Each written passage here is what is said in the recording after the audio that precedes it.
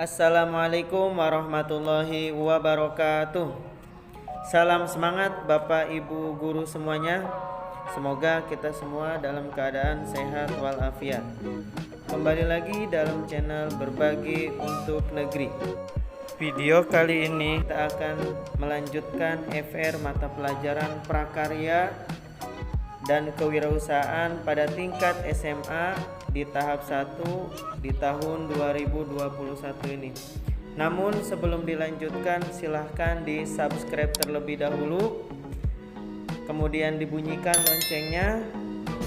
Setelah itu di like video ini. Terima kasih yang sudah mensubscribe, kemudian melike dan mengkomen video ini.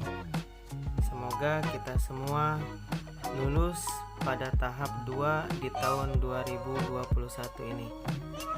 Amin amin ya robbal alamin.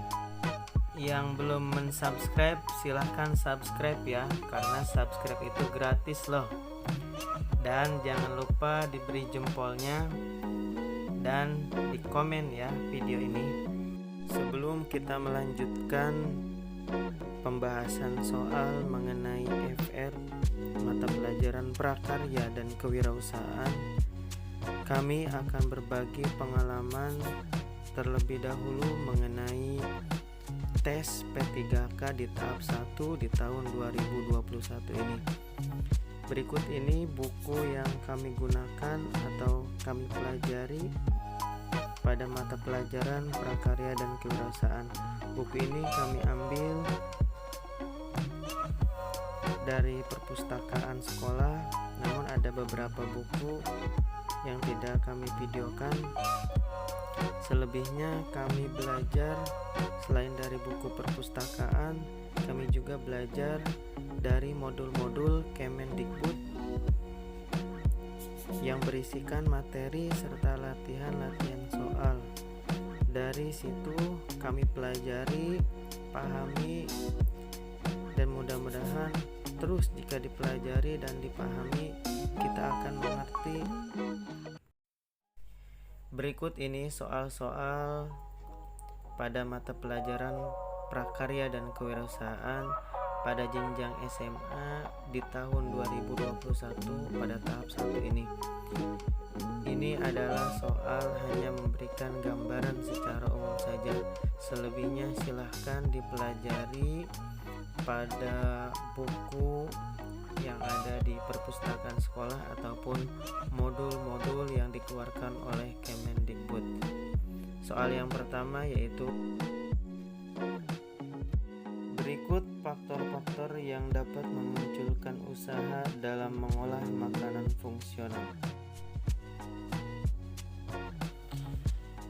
1. Pengetahuan yang dimiliki. 2. Masalah yang dihadapi dan belum terpecahkan. 3. Kesulitan yang dihadapi sehari-hari. 4. Pengalaman dari individu sendiri. 5. Pengalaman saat ia melihat orang lain menyelesaikan masalah. 6. Kebutuhan yang belum terpenuhi. Dari pernyataan di atas, yang termasuk faktor eksternal adalah A. 1, 2, dan 3, B. 1, 4, dan 5, C. 2, 3, dan 4, D. 2, 3, dan 6, E. 3, 4, dan 5. Silahkan dijawab, kira-kira jawaban yang paling tepat untuk nomor 1 apa ya?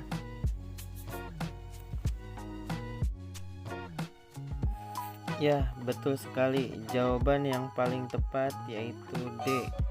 2, 3, dan 6. Mengapa D? Yang pertama, untuk pengetahuan yang dimiliki ini termasuk faktor internal. Yang kedua, masalah yang dihadapi dan belum terpecahkan, ini faktor eksternal. Yang ketiga, kesulitan yang dihadapi sehari-hari, ini juga faktor eksternal.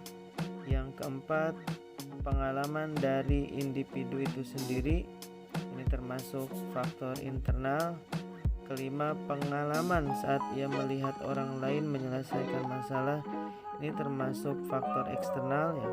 Kemudian yang terakhir nomor 6 yaitu kebutuhan yang belum terpenuhi, yakni ini termasuk faktor eksternal.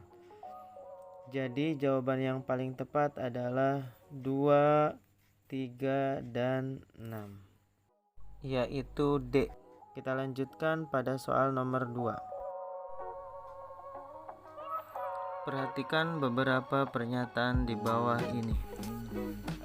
1. Meneliti beberapa usaha yang dipilih. 2. Bentuk usaha apa yang dipilih. 3. Informasi yang harus diterima. 4. Penetapan kelayakan usaha. 5. Analisis kelayakan finansial. Dari pernyataan di atas, hal yang harus dipersiapkan oleh seseorang wirausahawan dalam memulai usaha yaitu A. 1, 2, dan 3, B. 1, 2, dan 5, C. 1, 3, dan 5, D. 2, 4, dan 5, E. 3, 4, dan 5. Kira-kira jawaban yang paling tepat yang mana ya? Ya, betul sekali. Jawaban yang paling tepat yaitu D. 2, 4, dan 5. Selanjutnya nomor 3. Perhatikan beberapa tahapan budidaya tanaman sayur berikut. A. Pemeliharaan. B. Pengolahan tanah. C. Penanaman. D. Pasca panen. E. Panen. F. Pembibitan. Urutan yang tepat untuk budidaya tanaman sayur adalah A. F, B, C, A, D, E. B. F, B, D, C, E, D. C. F, B, C, A, E, D. D. F, B, C, A, D, E. Dan E. D, F, B, C, A, E. Kira-kira jawaban yang paling tepat untuk nomor 3 apa ya? Silahkan dijawab terlebih dahulu.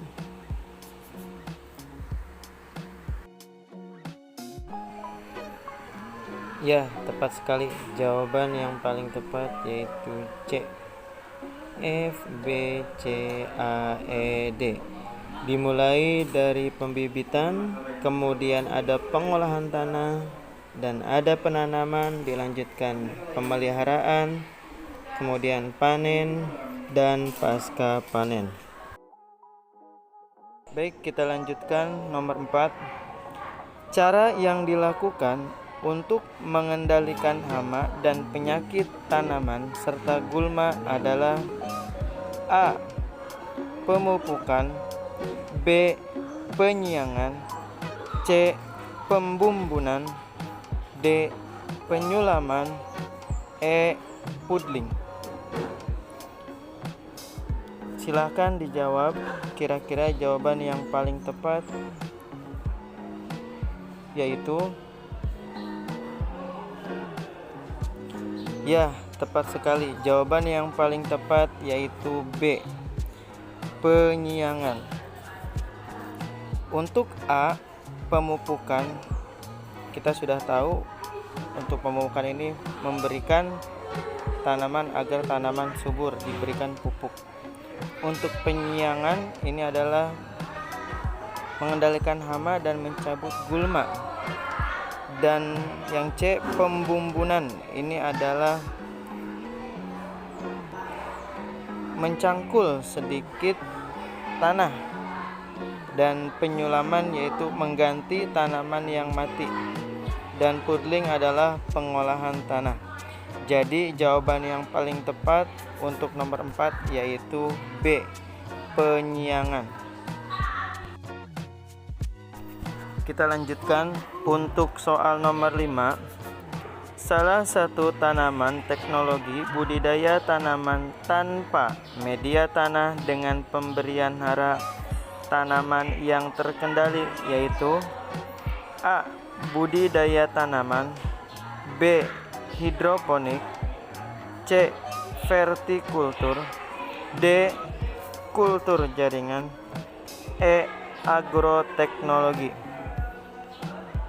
Silahkan dijawab pertanyaan untuk nomor 5. Yang paling tepat yaitu ya, betul.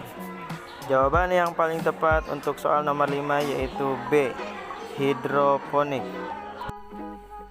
Baik, kita lanjutkan untuk nomor 6. Seorang pengusaha mencoba untuk melakukan analisa pada ide usahanya. Dia mencatat semua hal yang menjadi pembeda produknya dengan produk yang lainnya. Dalam analisa SWOT, upaya yang dilakukan oleh pengusaha itu masuk ke dalam elemen A. Kekuatan atau strength, B. Ancaman atau threat, C. Peluang atau opportunities, D. Persaingan atau rival, E. Kelemahan atau weakness. Nah, untuk nomor 6 ini analisa SWOT. SWOT kepanjangan dari strength, threat, opportunities, dan weakness. Pada soal ini sudah kita tahu bahwa di sini ada kata kunci pembeda produknya dengan produk yang lainnya. Berarti pembeda itu artinya dia memiliki ciri khas atau kekuatan. Maka untuk nomor 6 jawaban yang paling tepat yaitu apa ya kira-kira? Ya, betul, tepat sekali. Jawaban yang paling tepat yaitu A. Kekuatan atau strength. Kita lanjutkan untuk nomor 7. Soal nomor 7. Komponen perhitungan dasar BEF atau break even point, di mana komponen ini merupakan biaya per unit yang sifatnya dinamis tergantung dari tindakan volume produksinya, disebut A. Selling price, B. Fixed cost, C. Variable cost, D. Total revenue, E. Laba. Silahkan dijawab kira-kira jawaban yang paling tepat untuk soal nomor 7 yaitu ya, betul sekali. Jawaban yang paling tepat yaitu C. Variable cost. Mohon kepada para peserta yang akan mengikuti seleksi di tahap 2 tahun 2021 ini harus banyak membaca istilah-istilah khususnya dalam break even point atau BEF. Selling price itu apa, kemudian fixed cost bagaimana, total revenue, variable cost, serta perhitungan-perhitungan dari BEF. Karena ini sering muncul di tahap 1, pasti di tahap 2 pun akan muncul kembali mengenai BEF, entah itu perhitungan ataupun istilah-istilah dalam BEF. BEF sendiri ini materi berada di kelas 10 semester 2 kalau tidak salah ya. Silahkan dibuka kembali buku prakarya dan kewirausahaannya, nanti dipelajari mengenai perhitungan.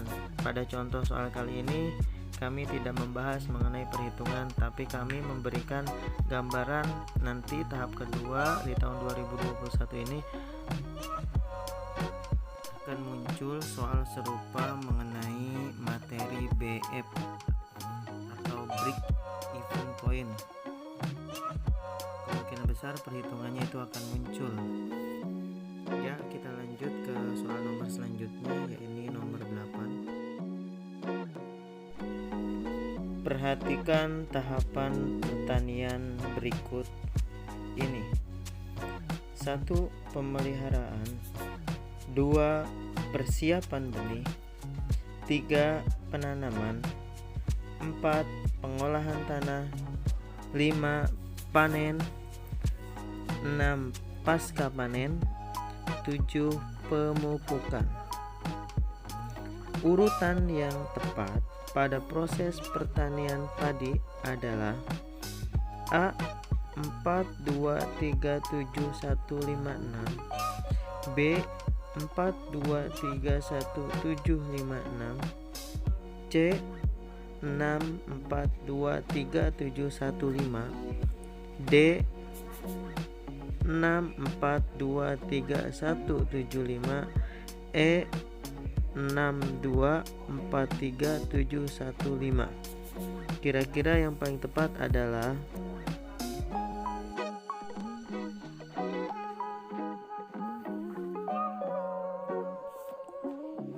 ya, tepat sekali. Jawaban yang paling benar yaitu A. 4, 2, 3, 7, 1, 5, 6. Dimulai dengan pengolahan tanah.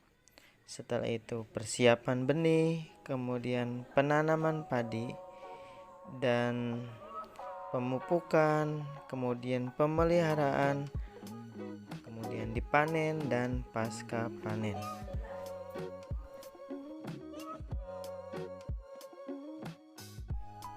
Untuk soal nomor 9, ini adalah gambar yang muncul ketika tahap 1. Nah, di sini kami tidak akan membahas kira-kira ini gambar apa. Silahkan yang tahu komen di video ini. Kira-kira nomor 9 ini itu alat apa ya? Ini muncul ketika tahap pertama di tahun 2021. Soal tersebut muncul atau gambar tersebut muncul ya. Komen silahkan. Nomor 9 itu apa ya kira-kira gambarnya? Untuk soal nomor 10 pun sama. Ini muncul ketika tes tahap pertama atau tahap ke-1 di tahun 2021. Silahkan di komen ya, kira-kira nomor 10 ini gambar apa? Sebelumnya nomor 9 itu gambar apa? Nomor 10 gambar apa? Silahkan komen di video ini. Terima kasih yang sudah menonton video ini. Semoga video ini bermanfaat. Salam semangat dan salam sukses untuk kita semua. Sampai berjumpa kembali di video selanjutnya. Bye. Assalamualaikum warahmatullahi wabarakatuh.